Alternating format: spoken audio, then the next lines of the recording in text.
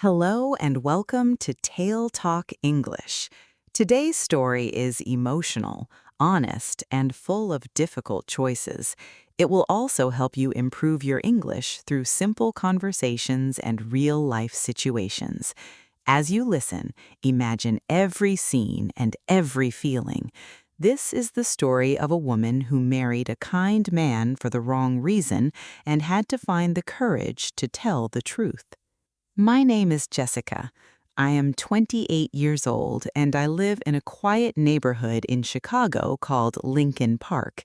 It is a peaceful place with tall trees, small cafes, and friendly neighbors. People often smile when they see me walking to work. They think I have a perfect life. I have a nice apartment, I have a steady job at a bookstore, I have a husband who loves me more than anything. But I am not happy. Every morning I wake up with a heavy heart. I look at the man sleeping beside me and I feel guilty. His name is Andrew. He is 32 years old. He is kind, patient, and gentle. He never forgets my birthday. Every Friday he brings me fresh flowers. When I am tired, he cooks dinner without asking me to help. He always tells me I am beautiful, even when I do not believe it myself. He is a wonderful husband. The problem is not Andrew. The problem is me. 1 year ago, I married him for the wrong reason. Before Andrew, I loved another man. His name was Paul. We dated for 4 years. I believed we would get married one day. I trusted him with my whole heart. Then, one afternoon, he told me he had fallen in love with someone else. Just like that, he walked away. I felt broken. For months, I cried every night. I stopped meeting friends. I stopped enjoying my life. Then, Andrew came into my world. He listened to me. He made me laugh. He stayed beside me when everyone else was busy. When he asked me to marry him, I said yes, not because I loved him, because I wanted to stop hurting. I thought love would come later. It never did. Andrew never knew the truth. He believed I loved him as much as he loved me. Every day I felt more ashamed. One warm evening we sat together on our balcony. The stars filled the sky, and a soft wind moved through the trees. Andrew smiled at me. "Jessica," he said softly, "I know this first year has not always been easy, but I believe our love will become stronger every day." I forced myself to smile. "I hope so." He reached for my hand. "I'll wait as long as you need. My love is strong enough for both of us." His words hurt more than angry words ever could. He believed in us. I did not. The next week, Andrew planned a surprise dinner. He cooked creamy chicken pasta, baked garlic bread, and lit candles around the living room. When I came home, he opened the door with a big smile. "Welcome home." Everything looked beautiful. Soft music played in the background. The table was perfect. "This is all for you," he said. I thanked him. I smiled. I even laughed a little. But inside, I felt empty. After dinner, we walked to the small park where he had asked me to marry him. He pointed to the old oak tree. "Remember this place?" he asked. I nodded. "I promised I would love you forever." I looked at the tree. I remembered saying yes, not because I was happy, because I was afraid of being alone. That night, I could not sleep. I stared at the ceiling for hours. I kept asking myself the same question. How long can I keep pretending? The next morning, my best friend, Jennifer, called me. "You sound tired," she said. "I am." "What's wrong?" This time, I could not lie. "I don't love Andrew." She stayed quiet. Then she asked gently, "Did you ever love him?" I closed my eyes. "No." "Then why did you marry him?" "I was lonely. I thought marriage would fix my broken heart." Jennifer sighed. Jessica, a marriage cannot heal pain if it is built on pain. Her words stayed with me all day. That evening, Andrew came home carrying a small bouquet of yellow roses. They reminded me of your smile, he said. I almost cried. He kept giving me love. I kept giving him silence. A few days later, something happened that frightened me. We were eating breakfast when Andrew smiled. "I've been thinking," he said. "What about? Maybe it's time to start a family." I froze. A baby would make our home even happier. I looked down at my coffee. "I'm not ready." His smile disappeared for just a second, then he nodded. "That's okay, we can wait." He never became angry. He never blamed me. His kindness made my guilt even heavier. That night, I opened my journal. I wrote one sentence: "Andrew deserves someone who truly loves him." I read those words again and again. For the first time, I admitted the truth to myself. I was not protecting him. I was only protecting myself. One weekend, Andrew surprised me with movie tickets. "I miss seeing you smile," he said. So we went. He laughed during the funny scenes. He held my hand. He looked at me with hope. I smiled when he looked at me. The moment he turned away, my smile disappeared. When we arrived home, he made us tea. He wrapped his arm around my shoulders. "I love spending time with you." I whispered, "Thank you." That was all I could say. The silence between us kept growing. A few days later, I met Jennifer at a cafe near the lake. She looked at me carefully. "You've lost weight." "I know." "You can't keep living like this." "I don't want to hurt Andrew." "You already are." Her words surprised me. "What do you mean?" "He feels your distance every day. The truth will hurt him once. A lie hurts him every day." I looked across the lake. Deep inside, I knew she was right. That night, I stood in front of my apartment door with a small travel bag. I thought about leaving without saying anything. I even held the doorknob. Then I looked back. Andrew was sleeping peacefully on the couch after waiting for me to come home. I dropped the bag. I couldn't leave like that. The next evening, I asked him to sit with me. My hands were shaking. He noticed. "Jessica, what's wrong?" I took a deep breath. "I need to tell you something." He stayed silent. "I care about you." He nodded slowly. "But I don't love you." The room became completely quiet. "I never did," I whispered. "I married you because I was trying to forget Paul. I thought love would come later. It didn't." Andrew looked down at the floor. For a long time, he said nothing. Finally, he spoke. I knew something was missing. I looked at him through my tears. "You knew?" I hoped I was wrong. He smiled sadly. "I kept believing one more day would change everything." I started crying. "I'm so sorry." He wiped his own eyes. "I don't hate you, Jessica." His kindness broke my heart. "I just wish you had told me sooner." I nodded. "I was afraid." "I know." We sat together without speaking. Neither of us shouted. Neither of us blamed the other. There was only sadness, real sadness. That night, I slept in the guest room. For the first time in months, I felt something different. Not happiness, relief. The truth was finally out. The next morning, the apartment felt different. It was very quiet. I woke up early and walked into the kitchen. Andrew was making coffee. He placed 2 cups on the table without saying a word. "Good morning," he said softly. "Good morning." We sat across from each other. We drank our coffee in silence. The quiet was uncomfortable, but it was honest. We were no longer pretending. After breakfast, I went to work at the bookstore. I arranged books on the shelves, helped customers, and answered questions. I tried to focus, but my thoughts kept returning to Andrew. Had I ruined his life? Would he ever forgive me?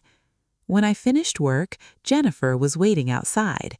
She smiled gently and gave me a hug. "How are you feeling?" "I don't know," I admitted. "I feel guilty, but I also feel lighter." She nodded. "That is normal. Telling the truth is painful, but living a lie is even more painful." We walked slowly through the park. Leaves moved gently in the wind. Children were playing nearby, laughing without a care in the world. "I think I need to leave the apartment," I said. Jennifer looked at me. "Have you told Andrew?" "Not yet." "You should." That evening, Andrew was reading a book when I came home. "Can we talk?" I asked. He closed the book and nodded. "I think it's time for me to move out." He looked at me quietly. "I expected that." "You did?" "Yes." He took a slow breath. "If staying here hurts both of us, then leaving is probably the right choice." Tears filled my eyes. "I'm sorry." He gave me a small smile. "I know. I never wanted to break your heart." Andrew looked at me for a long moment. "You didn't plan this, Jessica. You made a mistake. We both have to accept it." His kindness surprised me again. "I don't deserve your forgiveness." "This isn't about deserving it. Holding on to anger won't help either of us." The next morning, I packed my clothes, a few books, and my journal. The apartment suddenly looked unfamiliar. Every room held a memory. The kitchen where Andrew cooked my favorite meals, the balcony where he dreamed about our future, the living room where we watched movies together.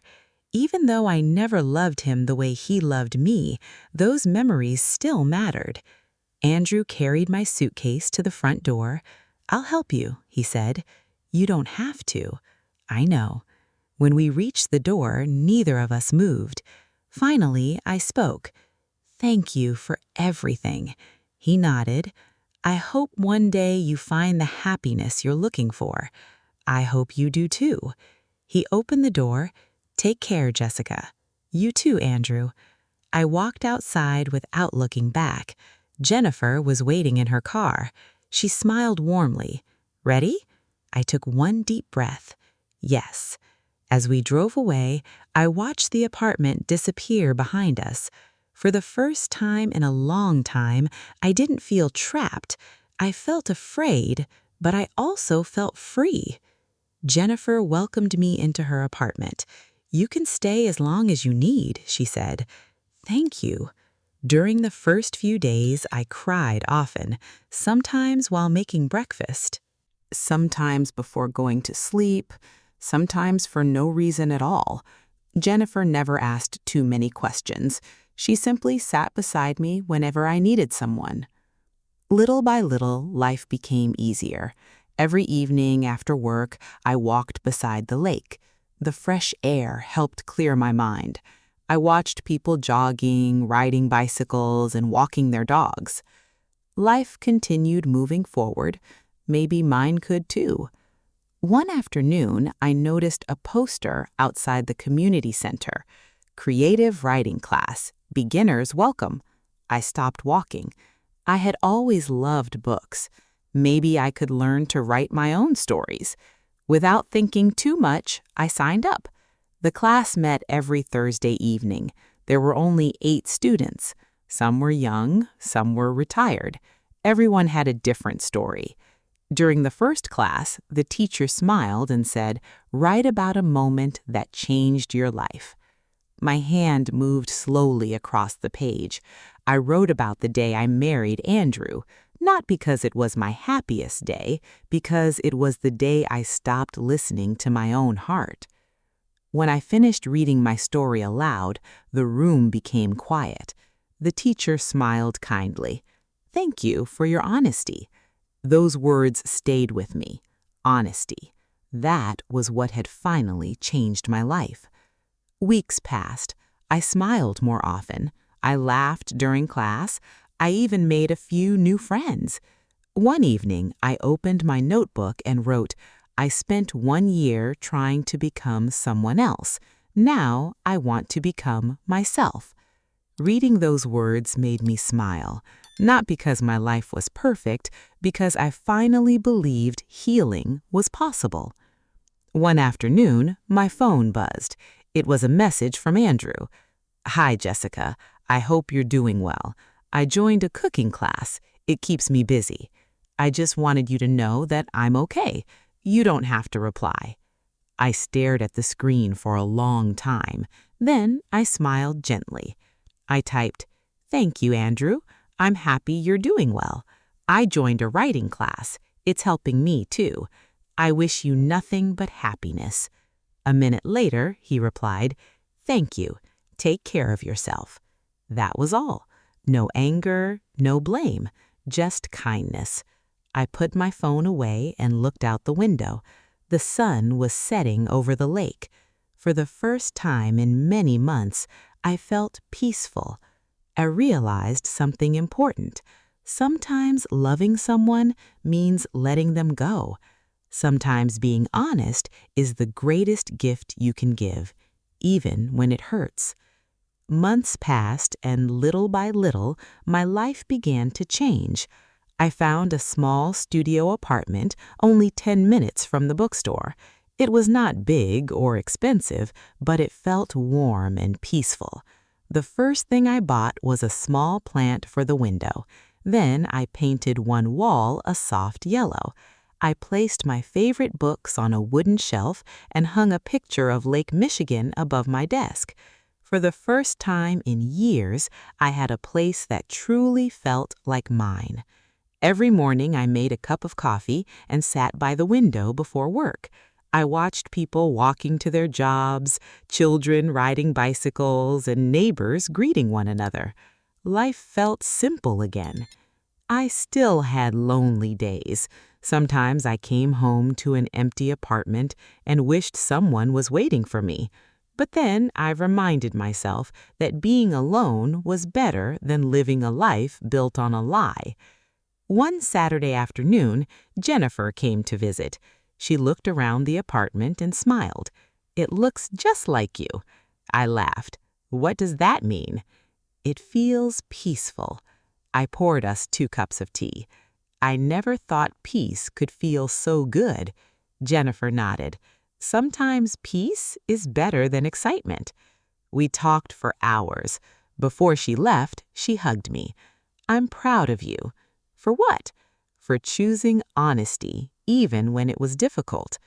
After she left, I stood by the window thinking about her words. For a long time, I believed I had failed. Now I understood something different.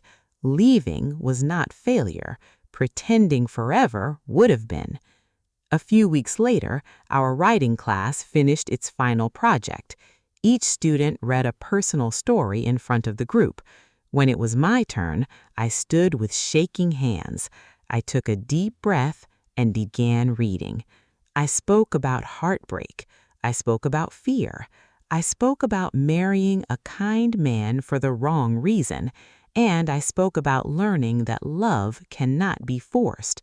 When I finished reading my story, the room became quiet. The teacher smiled kindly.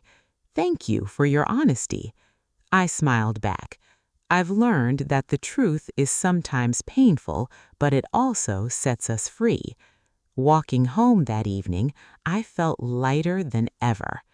One afternoon, while cleaning my bedroom, I found a small box at the back of my closet. Inside was the silver heart necklace Andrew had given me during our trip to the lake. I held it in my hand for a long time. It was beautiful. It was also a reminder of a chapter that had ended. I knew I couldn't keep it. I placed the necklace back into the box and wrote a short note. "Dear Andrew, thank you for every act of kindness you showed me. You loved me with all your heart, and I will always respect you for that. I cannot keep this necklace because it belongs to a love I could never return. I truly hope one day you meet someone who loves you as deeply as you love them. You deserve that happiness. Take care, Jessica. I gave the box to Jennifer. Would you mind giving this to Andrew? She nodded. Of course.